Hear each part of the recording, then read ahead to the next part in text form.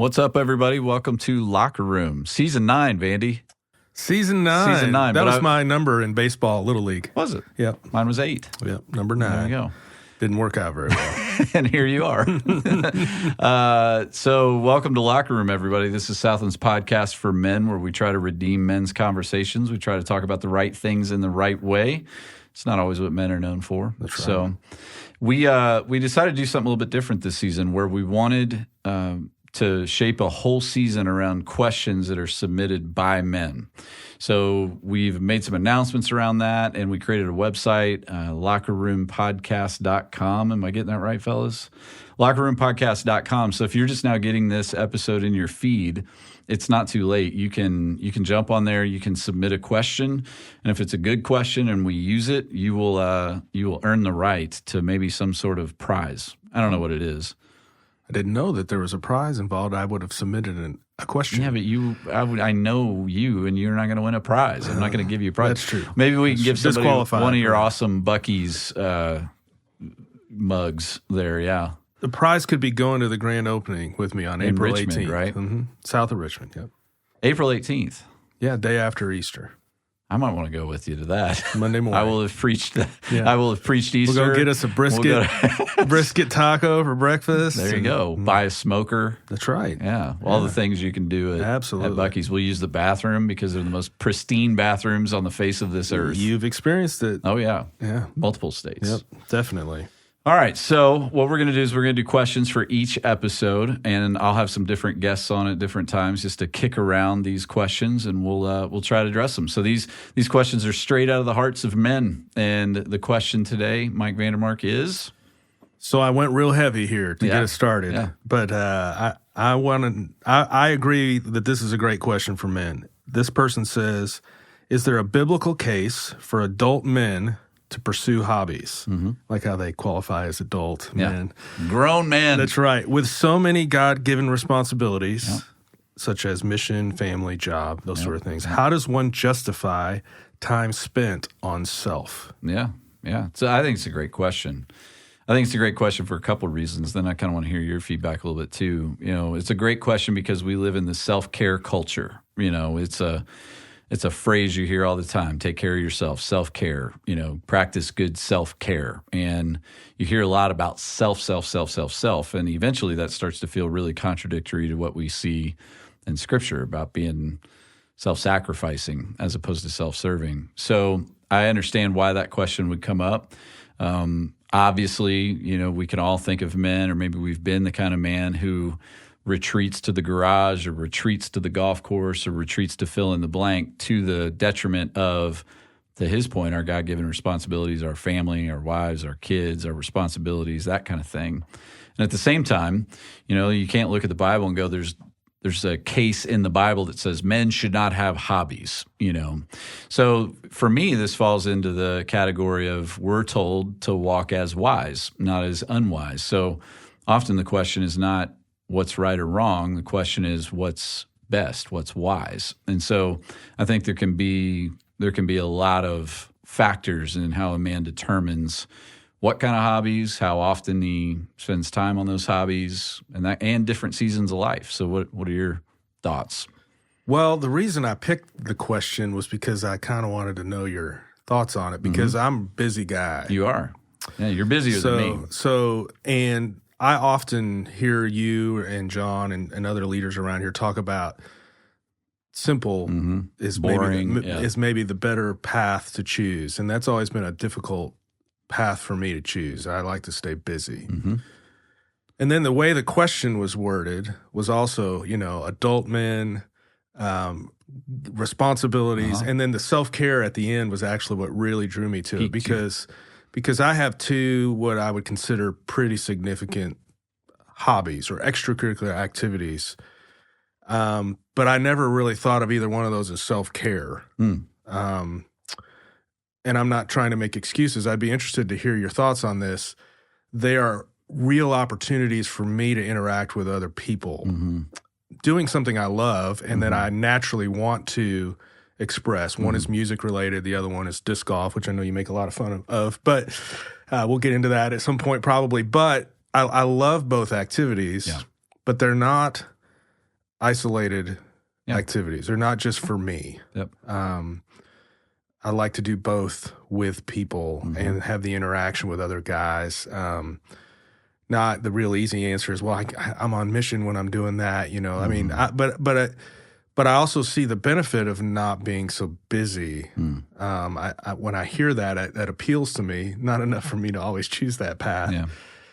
So I think the question, or maybe part of the answer for me, if someone were to challenge me on that, I go, well, I'm not doing this for self-care. I'm doing it because it's a little bit of the wiring that I have, some expression, especially on the music side. I want to express myself. Express yourself. That's right. Me and Madonna. But I also it really enriches my life with relationships. So now obviously I can neglect.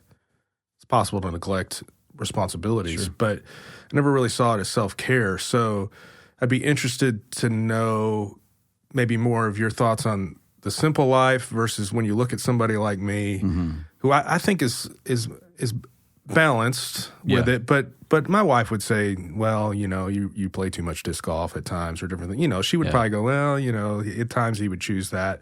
And maybe she would rather I not or whatnot. I'm not saying I'm perfect in it, but I don't think I'm so out of balance or doing it so much for my own benefit. I don't know. So it just was an interesting question to me because I think I see it a lot in guys. You know, it's a great question. We don't necessarily we get maybe the reputation of not wanting to grow up. Yeah. Right. You know, I'm 47 and still playing music with my buddies. You know, oh, when are you going to grow up? Or, you know, that sort of thing. And I think sometimes that's legitimate. That's a legitimate thing that men need to, you know, mature in some areas. And this could be an area that it would possibly be perceived as one that's kind of like we haven't figured out yet. Yeah. I mean, some of me gravitates towards that statement I say all the time. When a good thing becomes an ultimate thing, it becomes a destructive thing. So I think generally speaking, we're talking about good things here. So I'm gonna assume you're, you know, whoever's asking this question, those listening, that your hobbies aren't self-destructive, you know, sinful behaviors. You know, let's take those off the. My hobby is axe murdering. Let's take that off the table for now. You know, I the reason I mentioned seasons is because, you know, for me, different seasons of life have had to dictate the level of busyness I can incur. You know, and some of this is personality based for me too. Like I'm introverted. You know, so my natural gravitational pull is just towards home. Like I just kind of want to go home. I just want to sit, you know, that kind of thing. And there's enough things that pull me out of that deplete me, that this is what fills me up, is being at home, sitting on the porch, you know, being with the kids, that kind of thing, or even just by myself at home, you know, that kind of thing, or just with Allie. So, but when I was younger and, you know, had babies and things like that, it was a struggle for me because there were things I like to do, like going fishing.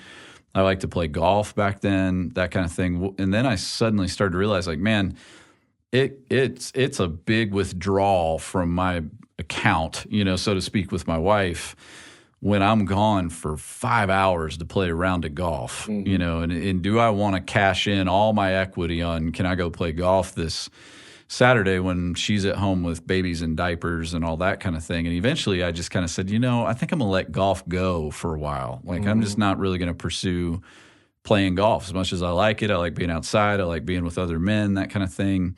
It's really not worth it to me. Another one I did for a while was mountain biking, and I loved mountain biking in Colorado.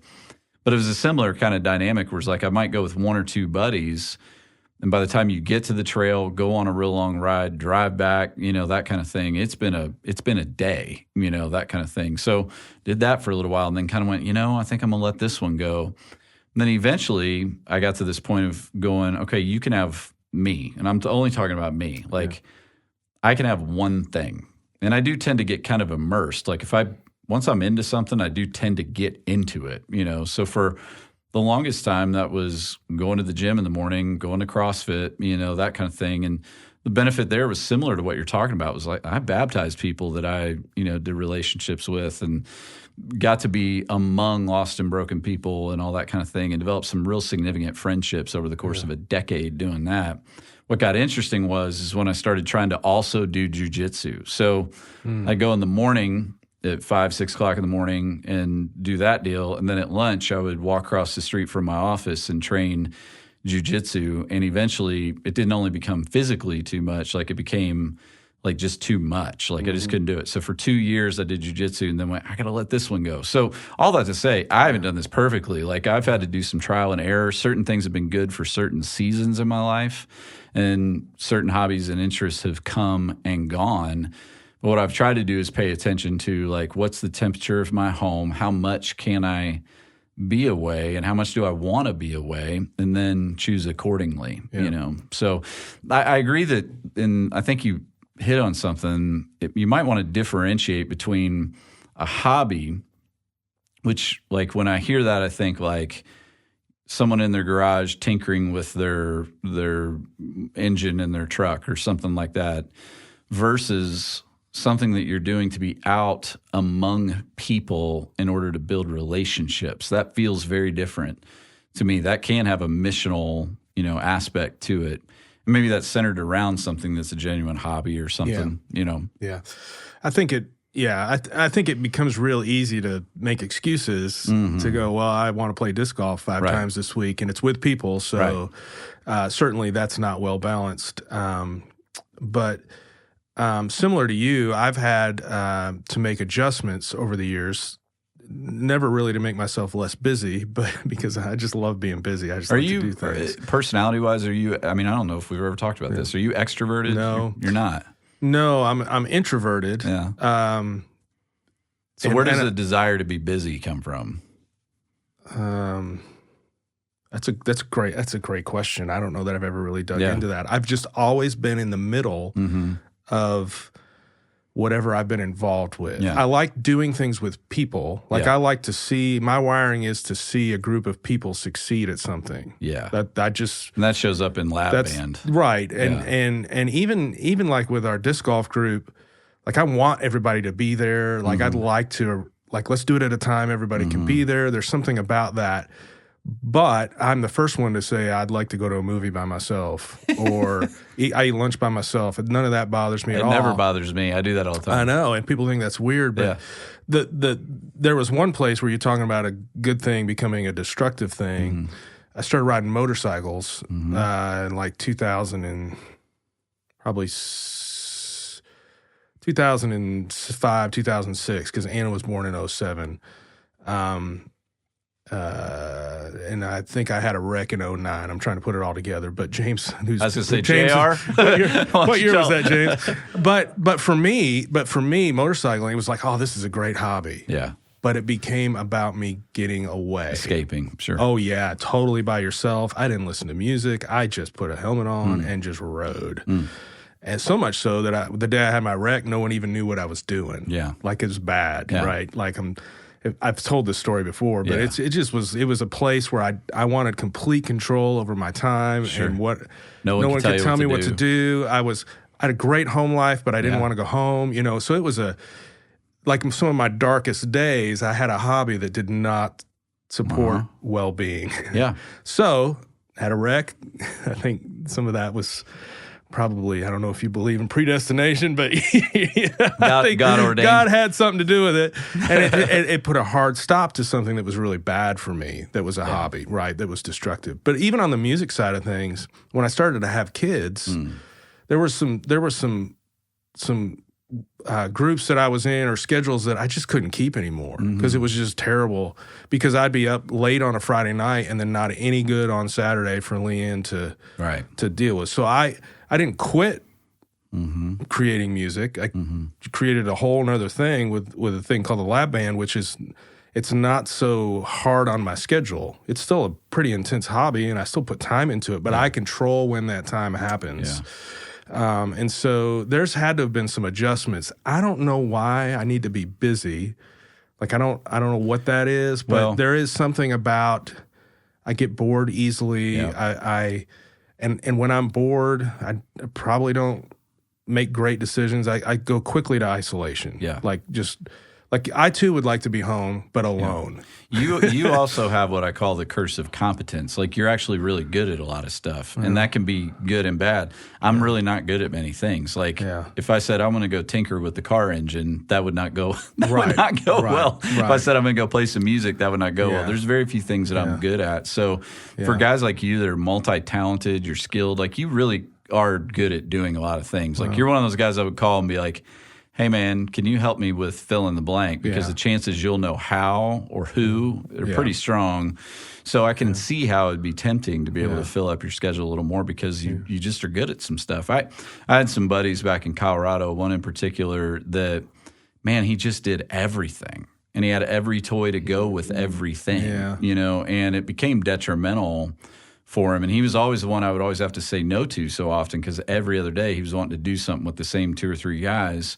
And it was just like, man, I can only say yes to you like once every other week, type thing. But he was just constantly going. So for guys listening, I think it's important to pay attention to what your wife's feedback is. Totally agree. And then also, and your kids. And also, I think there is a distinction between, and I tell young guys this all the time, like especially if you have little kids and you're newly married and you got a job and all that kind of thing, like pick one thing that will fill you up, and try to have a regimen to do that. So for me, for a long time, that's been working out either at a gym with other people or by myself in my garage.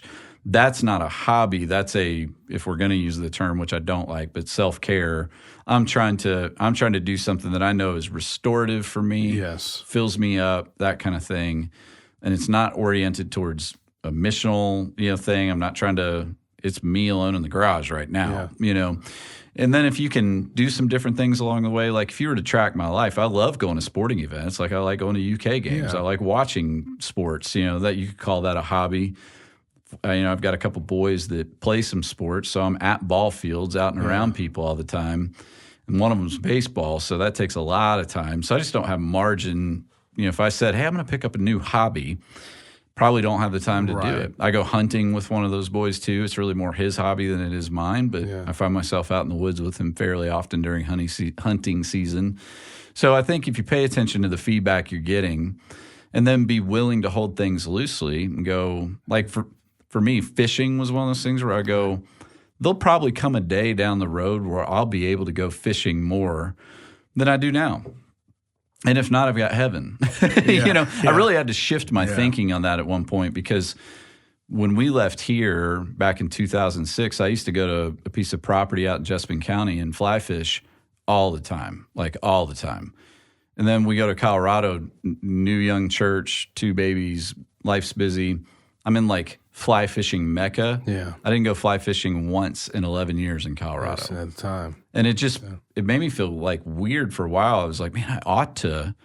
But then I had to like really shift my perspective and go, I've either got later in life or I've got heaven, and there's going to be time. So I would just encourage guys to think that way. Yeah. And continuing on that self-care, like you choosing things that restore you and do those things, whether it's physically or emotionally or all, that's great. But, just paying attention to the things that you're involved in that pull you away from a positive the things result. that matter most. Yeah. And because when we're going through a rough patch or when we're, working, hard, even if you don't have a family, like there's things that are telling you this isn't beneficial for you. It was the same. It was the motorcycle thing for me. There's nothing wrong with motorcycles. In fact, I'd probably give anything to get on one today. The feeling of it is amazing. It's just it's not bad. But for me, it was the wrong interest at the wrong time. Yeah. And it became very apparent. Obviously, I wish I could have figured that out a different way. But it was not benefiting my life in any way positively that I thought it was. And so just paying attention to where your interests become, an idol almost or just something that you're not aware and just making sure that if you are choosing to put some time into something that it benefits you in a way that's God honoring and not helping you become self-centered or medicating something in your life or if you don't get it, you fall apart. You know, that's something to pay attention to. Like if life gets interrupted or if something happens and you can't do whatever that is for 2 or 3 days, does that mean you just fall apart and you're a beast to be around? Like Allie, years and years and years ago, when I used to do more distance running type stuff, she would look at me sometimes and go, just go for a run. Like just go, you need to go for a run because because like, I see. It's kind of that both sides of it. It was like good for you. She would go, it'd be good for you to go run, get this out of your system because you need it, type thing. But one of the reasons I quit distance running was because when I trained for a marathon, I was like, golly, I'm gone on these long training runs on Saturday mornings, and I got these kids in this yard to mow, and I'd come back on a Saturday and just be wrecked and just want to do nothing but lay in the floor the rest of the day. I'm like, this doesn't seem wise. So, you know, again, like just all these things to pay attention to along the way. Do you need to make sure that you are being restored and renewed? Absolutely. Be careful what you pick to do those things, that they don't become idols, because when you run to those things to get what you can only get from God, then you're turning a good thing into an ultimate thing, which will make it a destructive thing. It's interesting. I'm going to have to go figure out why I like to be so busy now. I'm glad we had this little counseling session. I'm going to schedule some time with a real counselor and figure that out. I was going to say, lest anyone watching think that Scott's a good counselor, you do not want to come to me for my wife's going to be real interested in the answer to that question, too. So luckily, she probably doesn't listen to the men's podcast. Oh, we got a lot of women listeners. Let's hope she... But ladies, unless you pick a dude's name, we're not answering your questions on this podcast. That's right. So, all right. Well, hey, everybody, thanks for jumping in today. Don't forget to submit those questions on lockerroompodcast.com. Is that what it is? Yeah, lockerroompodcast.com, and we will get back at it next week. Peace. All right, thanks, man.